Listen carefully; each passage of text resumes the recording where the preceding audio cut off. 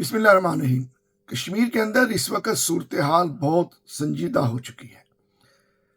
کشمیری جو action committee ہے انہوں نے ایک پرامن احتجاج کی کال دی کہ ہم یہ جو مطالبات ہیں ہم یہ اپنے مطالبات کے حق میں ریلیز نکالیں گے اور احتجاج کریں گے۔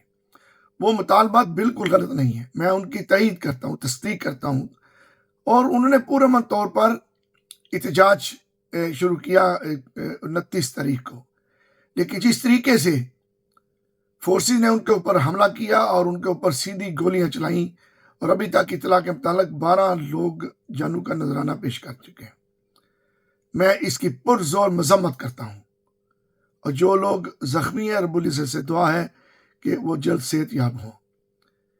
یہ تحریک بڑھتی جا رہی ہے اور اس کے لیے سب سے ضروری ہے کہ جو مطالبات ہیں، جو چارٹ آف ڈیمانڈ ہے، اس کو پورا کیا جائے۔ اس کے لیے سب سے پہلے آزاد کشمیر کے وزیر اعظم انوار الحق کو فوراً مستعفی ہونا چاہیے اور ایک بڑی کمیٹی تشکیل دے جو عوامی ایکشن کمیٹی کے ممبران کے اوپر مشتمل ہو، ان کی مرضی سے ہو، ان کی مرضی سے کمیٹی بنے، اور فوراً ایک کیئر ٹیکر گورنمنٹ بنائی جائے جس میں عوامی ایکشن کمیٹی کے لوگ شامل ہوں، ان کی مرضی اور منشا کے مطابق ہو۔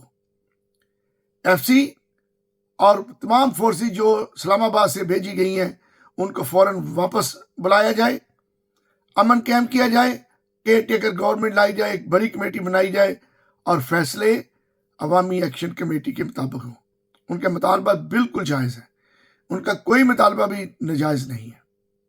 عقل کے ناحلے یہ اب بہت غلط کر رہے ہیں۔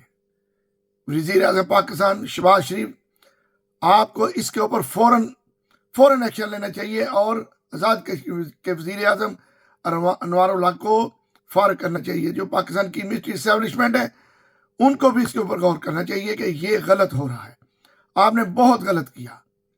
عوامی ایکشن کمیٹی کا جو مظاہرہ تھا وہ تو پرامن تھا، ان کے جو چارٹر آف ڈیمانڈ ہیں بڑے سمپل ہیں، بڑے بیسک ہیں، یہ ان کے حق کہ وہ اپنے حق کے لیے نکلے ہیں۔